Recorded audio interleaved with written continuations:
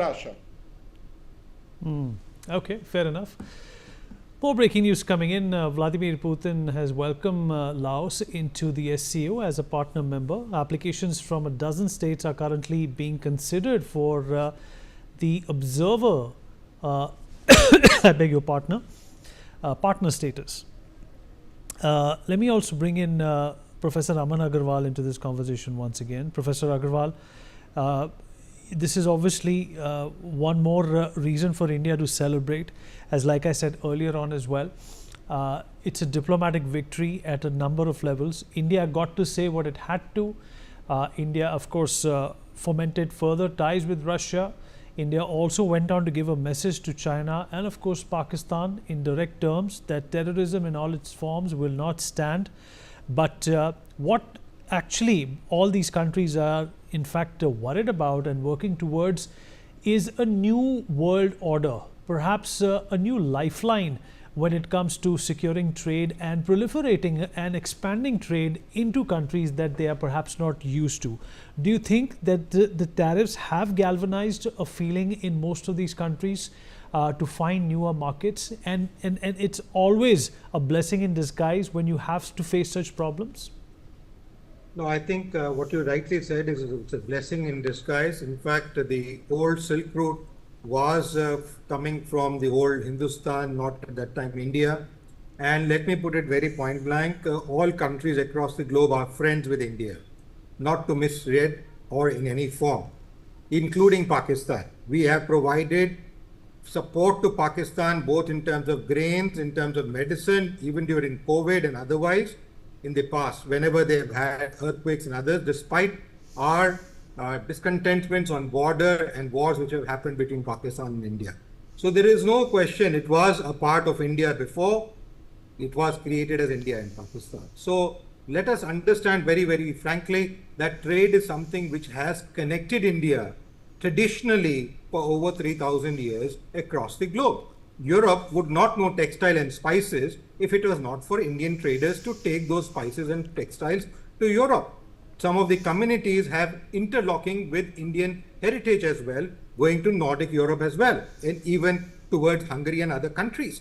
So there is no question of non-friendship, and I think that is something which is liked by people across the globe, that the way we feature ourselves as a non-biased country in terms of trade and equity for all in terms of doing business.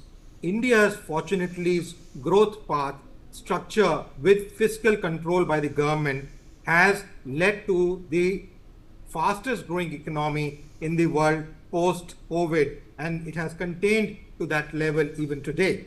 This quarter, we were able to witness a 7.8% GDP growth rate despite the turbulences of oil prices going up for India, despite Ukraine-Russia war, despite India-Pakistan war, despite trade tariff structures. 25% extra which is put has been categorically marked by Trump is because of the relationship India enjoys with Russia and the fact that we have been buying oil from Russia in the last couple of months, and we are doing ruble trade with them. So we have been bearing costs for our friendship. Not that we do not want to continue our friendship. We will continue our friendship in our own terms with whichever country we want. It is not something for any country, whether it is United States or Ukraine or Russia or anyone else, to decide who India deals with or doesn't deal with.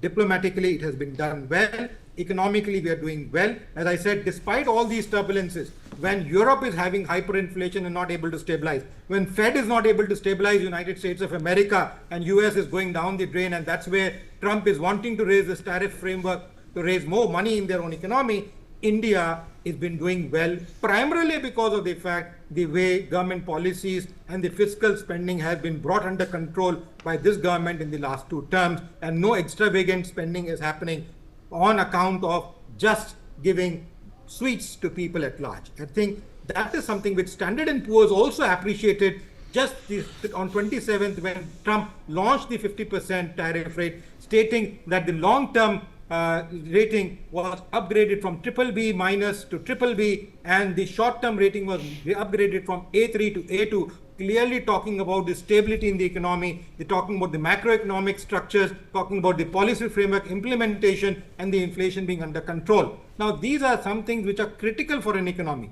Fortunately, we have trading partners and trading companies from all over the world, and they are making business for themselves and for the country and for even outside, taking the products produced here by these companies to the rest part of the world. So I think we are a trade-friendly country from the very beginning. We lost our independence for 200 years because of trade. And I think that has not deterred away from us being a trading country even today. And I think that is something which marks the fact that we are welcoming to walk hand in hand with all countries, including the United States of America, which we have trade with roughly ranging between 55 to 62% of our trade still contains with the United States. So not to say that we are voting against anybody or going against anybody, we are very clear. We are against terrorism. That's what the part with Pakistan is, that which is flushing terrorism in this country. This government has not only been able to control that with the effect of demonetization as a side effect, because a huge chunk of money used to come into this country and we used to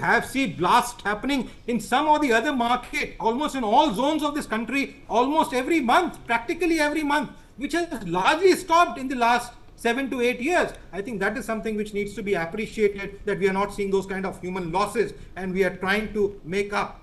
The way people, Indian citizens, were evacuated from troubled zones, war zones, whether it was Ukraine or others, was commendable. And again, because we had good relations with Ukraine, we had good relations with some of the other countries across, and that's where the foreign secretary did, and the minister did a very good job in terms of taking really, the yeah, you're right, Professor Agarwal. interest. You're absolutely right. Let me, in fact, open Gerard into this conversation as well. Gerard,